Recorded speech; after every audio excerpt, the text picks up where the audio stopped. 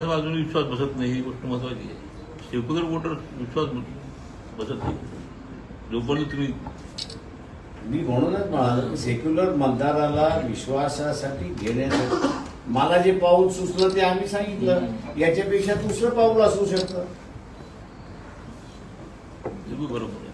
बाळासाहेब अकोल्यात प्रकाश आंबेडकर आहे, नंतर प्राध्यापक राजेंद्र साळुंखे वर्धा आणि चंद्रहार पाटील सांगली, 3 उमेदवार फायनल झाले असतील असं बोललं जाते. त्याचे संकेत स्पष्टपणे तुमच्या पक्षाने दिले. तुमची उमेदवार तुम्ही स्वतः जाहीर केली.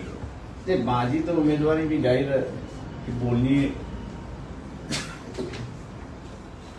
ही बोलणी होण्याच्या अगोदरच जाहीर केली होती.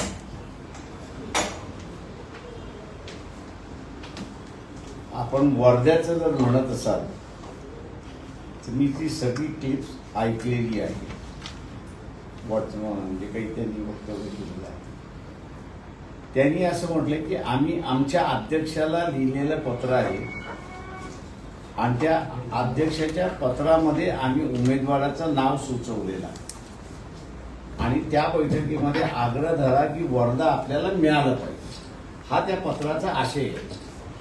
दुर्दैवाने त्या आशयाचं असं धरलं जाते की आम्ही म्हणजे वर्धा डिस्ट्रिक्टनी कॅन्डिडेट घोषित केलेला आहे.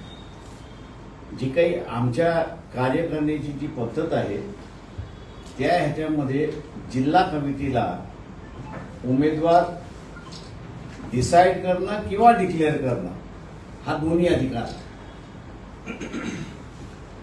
डिसाईड आणि डिक्लेअर हे एकतर पक्षाचे अध्यक्ष ती करतात किंवा त्यांनी नॉमिनेट केलेली कमिटी आहे ती करते. ही जे डिसाइडेड ते डिसाइडेड आहे म्हणजे पक्षाला तिथल्या लोकल बॉडी पक्षाने डिसाईडच केलेलं नाहीये. त्यांनी पक्षाध्यक्षांना लिहिलेलं पत्र आहे की आमची बैठक झाली, आमच्या बैठकीमध्ये अमुक अमुक उमेदवार आहे, हे योग्य आहे, आपल्या पक्षाच्या वतीने ते लढणार, पक्षाचे सभासद आहेत आणि यांच्यासाठी वाटाघाटीमध्ये आग्रह धरा असं ते आशयाचं पत्र आहे. बरं, चंद्रहार पाटलांच्या संदर्भात काय? आम्ही 8 तारखेला आमची भूमिका त्याबद्दल क्लिअर करणार. सध्याच्या परिस्थितीत किती जागा आता डिक्लेअर झालेल्या आहेत वंचित? कोणाच्या? 0. मी 1. बाळासाहेब, महाविकास आघाडी सोबत जर जमलं नाही तर किती ठिकाणी आपण म्हणजे वंचित बहुजन करून लढणार राज्यात? कमिटी बसून डिसाईड करू.